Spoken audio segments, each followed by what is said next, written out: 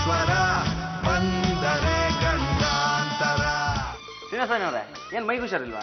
ಆಗಾಗ ಬೆನ್ನು ನೋವು, ಸೊಂಟ ನೋವು, ಎದೆ ಬೇರೆ ನೋಯ್ತಾ ಇದೆ. ನೀವು ಪರಮೇಶ್ ಅಲ್ವಾ? ನಾನೇ ನಟ ಭಯಂಕರ ಪರಮೇಶ್ವರ, ಪಾರು ಗಂಡ, ನನ್ನ ಫ್ರೆಂಡ್ ಗುಂಡು. ದೊಡ್ಡ ಮಗಳ ಮದುವೆಗೆ ನೀವೇ ಬಂದು 10 ರೂಪಾಯಿನಷ್ಟು ಮುಯಿ ಮಾಡಿ 50 ರೂಪಾಯಿನಷ್ಟು ಊಟ ಮಾಡ್ಕೊಂಡು ಹೋಗಿರ್ಲಿಲ್ವೇ? ಓ, ಅಲ್ಲಿವರೆಗೂ ಪರಿಚಯ ಇದೆಯೋ? ಶ್ರೀನಿವಾಸನವರೇ, ನಿಮಗೆ ಒಂದು ವಿಷಯ ಹೇಳ್ಬೇಕು ಅಂತ ಬಂದ್ವಿ. ಗೊತ್ತು, ತಿಪ್ಪಣ್ಣನ ಪರವಾಗಿ ಮಾತಾಡೋಕ್ ಬಂದಿದ್ದೀರಾ. ನನಗೂ ಆರೋಗ್ಯ ಸರಿ ಇಲ್ಲ. ಇನ್ನು 15 ವರ್ಷಕ್ಕೆ ನನ್ನ ಮಗಳು ಮತ್ತು ಅಳಿಯ ಇಲ್ಲಿಗೆ ಬರ್ತಾರಂತೆ, ಈ ಹಳ್ಳಿಯಲ್ಲೇ ಸೆಟ್ಲ್ ಆಗ್ತಾರಂತೆ. ಅಲ್ಲಿವರೆಗೂ ತಿಪ್ಪಣ್ಣ ನನ್ನ ಜೊತೆಗೆ ಇರಬೇಕು ಅಷ್ಟೇ. ಅದು ಜಮೀನು ನಮ್ ತಿಮ್ಮಣ್ಣಂದು. ಅಯ್ಯೋ, ಅಲ್ಲ ಅಂತ ಯಾರು ಹೇಳಿದ್ದು? ದುಡ್ಡು ಕೊಟ್ಟಿದ್ದ ಅವನು. ಅಲ್ಲ ಅಂತ ಯಾರು ಹೇಳಿದ್ದು? ಬರ್ಸ್ಕೊಂಡಿದ್ದು ನೀವು. ಅಲ್ಲ ಅಂತ ಯಾರು ಹೇಳಿದ್ದು? ಬೆಳೆ ಬೆಳ್ಕೋತಾನೆ, ಮಾರ್ಕೋತಾನೆ, ಬದುಕೋತಾನೆ. ಕಾಗದ ಮಾತ್ರ ನನ್ನ ಹೆಸರಲ್ಲಿದೆ ಅಷ್ಟೇ. ಜಮೀನು ನಿಮ್ಮ ಹೆಸರಿಗಿದ್ರೆ ಸಾಕು, ಯಾರಾದ್ರೂ ಬಂದು ಉತ್ಕೊಂಡು ಹೋಗ್ಲಿ ಅಂತ ಹೇಳ್ತಾ ಇದ್ದೀರಾ?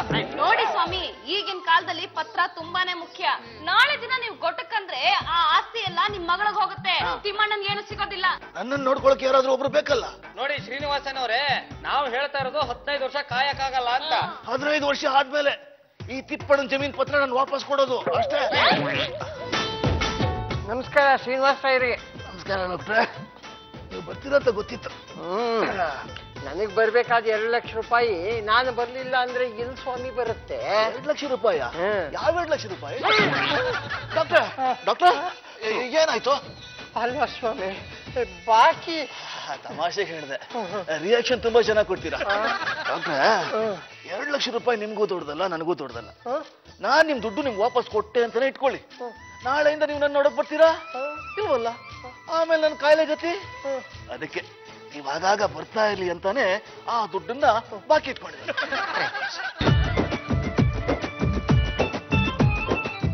ಏನ್ ಹೇಳಿ? ಇನ್ನು 15 ವರ್ಷ ನೀವು ಕಾಯ್ತೀರಾ? ಇನ್ನು 5 ವರ್ಷ ಬದುಕಲ್ಲ ಅಂತ ಯಾರೋ ಒಳ್ಳೆ ಡಾಕ್ಟರ್ ನಂಗೆ ಹೇಳಿದ್ದಾರೆ. ಅದಕ್ಕೆ ಹೇಳ್ತಾ ಇರೋದು, ನಿಮ್ಮ ಸಹಕಾರ ನಮಗ್ ಬೇಕು. ಎಲ್ಲ ನಿಮ್ಮ ಕೈಯಲ್ಲೇ ಇದೆ. ನನ್ನ ಕೈಲಿ ಏನಪ್ಪಾ ಇದೆ? ಕಾನೂನ ಕೈ ತಗೊಳಕ್ ಆಗೋದಿಲ್ಲ. ನಾವ್ ಹೇಳಿದ್ದು ಕಾನೂನು ಕೈ ತಗೊಳ್ಳಿ ಅಂತಲ್ಲ, ಸಾಲಿವರನ. Okay okay. ಆಮೇಲೆ ಫುಲ್ ಕೇಕೆ.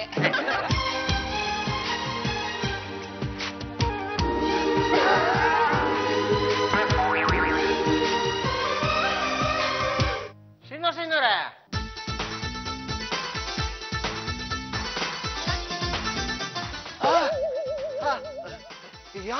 ಯಾರಿವ್ರಲ್ಲ?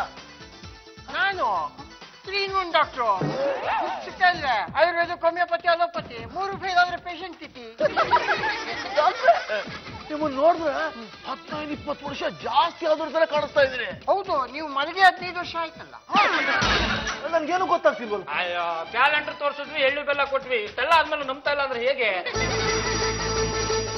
15 ವರ್ಷ ಆಗೋಯ್ತು ಇಷ್ಟು ಬೇಗ? ಶ್ರೀನಿವಾಸಯ್ಯನವ್ರೆ, ನನ್ಗೂ ಗುಂಡಣ್ಣವ್ರಿಗೂ ಮದ್ವೆ ಆಗಿ 15 ವರ್ಷ ಆಯ್ತು. ನಮ್ ಮಗನಿಗೆ 14 ವರ್ಷ. ಅದೇ ಮರಿ ಗುಂಡ. ಊಟಿನಲ್ಲಿ ಕಾನ್ವೆಂಟ್ ಅಲ್ಲಿ ಓದ್ತಿದ್ದಾನೆ, 9ನೇ ಕ್ಲಾಸ್. ಅದೆಲ್ಲ ಓಕೆ. ನಾನು ಯಾವಾಗ್ಲೂ ಹಾಕೋದು ವೈಟ್ ಅಂಡ್ ವೈಟ್. ಈ ಪ್ಯಾಂಟು ಕೋಟು ಯಾರು ಹಾಕಿದ್ದು? 15 ವರ್ಷ ಆಗೋಯ್ತು ನೋಡಿ. ಈಗ ಪಂಚೆ, ಜುಬ್ಬ, ವೈಟ್ ಎಲ್ಲ ಹೋಯ್ತು. ಏನಿದ್ರು ಕೋಟು ಪ್ಯಾಂಟ್ ಅಷ್ಟೇ. ಏನೋ ನನ್ ನೋಡಿ ಸಾನೆ ವರ್ಷ ಆಗೋಗದೆ ನೋಡ್ಬೇಕು ಅಂತ ಹೇಳಿ ಕಳ್ಸಿದ್ರಂತೆ. ತಿಪ್ಪಣ್ಣ, ಹಿಂದೆ ನಿನ್ ವಿಷಯದಲ್ಲಿ ನಾನೊಂದು ತಪ್ಪು ಮಾಡಿದ್ದೆ. 15 ವರ್ಷದ ಹಿಂದೆ ನೀನೊಂದು ಆಸ್ತಿ ತಕೊಂಡು ಅದನ್ನ ನನ್ನ ಹೆಸರಲ್ಲಿ ಮಾಡಿದ್ದೆ. ಸಾವುಕಾರ್ರೆ, ತಮಗೂ ವಯಸ್ಸಾಗದೆ, ನನಗೂ ವಯಸ್ಸಾಗದೆ. ತಾವ್ ಯಾವಾಗ ಜಮೀನ್ ಪತ್ರ ಕೊಟ್ರೆ ನಂದು ತಗೊಂಡ್ ಹೊಟ್ಟೈತೀನಿ. ಶ್ರೀನಿವಾಸಯ್ಯನವರೇ, ನಂದು ಹಳೆ ಟ್ರೀಟ್ಮೆಂಟ್ ಬಾಕಿ 2 ಲಕ್ಷ ರೂಪಾಯಿ ಇದೆ. 15 ವರ್ಷದಿಂದ ನಿಮ್ಮನ್ನು ಕೋಮದಲ್ಲಿ ನೋಡ್ಕೊಂಡಿದ್ದಕ್ಕೆ ಒಟ್ಟು 5 ಲಕ್ಷ ರೂಪಾಯಿ ಬಾಕಿ ಇದೆ. ನೀವು ಎಷ್ಟಕ್ಕೆ ಬೇಕಾದ್ರೂ ಸೆಟ್ಲ್ ಮಾಡಿ. ಡಾಕ್ಟ್ರೆ, ನನಗೂ ಕೋಟ್ಯಾಂತರ ರೂಪಾಯಿ ಆಸ್ತಿ ಇದೆ. ಇಟ್ಕೊಂಡು ಏನ್ ಮಾಡ್ಲಿ?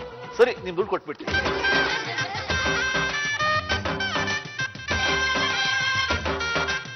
ಇದರಲ್ಲಿ ನಿನ್ನ ಆಸ್ತಿ ಪತ್ರ ಇದೆ. ನಾನು ಮಾಡಿ ತಪ್ಪಾಯ್ತು. ಇಷ್ಟು ವರ್ಷ ನೀವು ನನ್ನ ಚೆನ್ನಾಗಿ ನೋಡ್ಕೊಂಡಿದ್ದಕ್ಕೆ ಥ್ಯಾಂಕ್ಸ್. ನಮ್ದು ವಿಗ್ಗು ಮೀಸೆ ಎಲ್ಲ ಬೆಚ್ಕೊಟ್ಬಿಡಿ, ಬೇರೆ ಫಿಲ್ಮ್ ಆರ್ಡರ್ ಇದೆ ನಮಗೆ. ನಾನು ಹಾಕೊಂಡಿದ್ ವಿಗ್ಗ? ಹೌದು ಗೌಡ್ರೆ, ನೀವು ಮಲಗಿ 15 ವರ್ಷ ಆಗಿರ್ಲಿಲ್ಲ, ಬರೀ 3 ದಿವಸ ಆಗಿತ್ತು ಅಷ್ಟೇ. ಇದೆಲ್ಲ ಮೇಕಪ್ಪೇ, ನಮ್ ನಿರಂಜನೆ ಮಾಡಿದ್ದು. ನಾವು ತಿಪ್ಪಣ್ಣನ ಆಸ್ತಿ ಪತ್ರ ಎಲ್ಲ ವಾಪಸ್ ಕೊಡಿಸ್ಬೇಕು ಅಂತ ಈ ರೀತಿ ನಾಟಕ ಆಡಿದ್ವಿ. ನೀವು ನೋಡಿದ್ರೆ ಡಾಕ್ಟರ್ 3 ಲಕ್ಷ ವಾಪಸ್ ಕೊಟ್ರಿ. ಇದನ್ನ ನಮ್ ತಪ್ಪಿದ್ರೆ ದಯವಿಟ್ಟು ಕ್ಷಮಿಸ್ಬಿಡಿ. ಅಯ್ಯೋ, ಹಾಗೆಲ್ಲ ಮಾಡ್ಬಿಡಿ. ನನಗಿದು ಚಿಂತೆ ಒಂದೇ, ನನ್ನನ್ನು ನೋಡ್ಕೊಳ್ಳೋದು ಯಾರು ಅಂತ. ಅದಕ್ಕೆ ಹೀಗೆಲ್ಲ ಮಾಡಿದೆ. ಈಗ ಡಾಕ್ಟರ್ ದುಡ್ಡು ವಾಪಸ್ ಕೊಟ್ಟೆ, ತಿಪ್ಪಣ್ಣನ ಜಮೀನ್ ಪತ್ರನೂ ವಾಪಸ್ ಕೊಟ್ಟೆ. ನನ್ನ ಮಗಳು ಒಳ್ಳೆಯ ಫಾರಿನ್ ಇಂದ ವಾಪಸ್ ಬರೋವರೆಗೂ ನೀವೇ ನನ್ನ ನೋಡ್ಕೋಬೇಕು.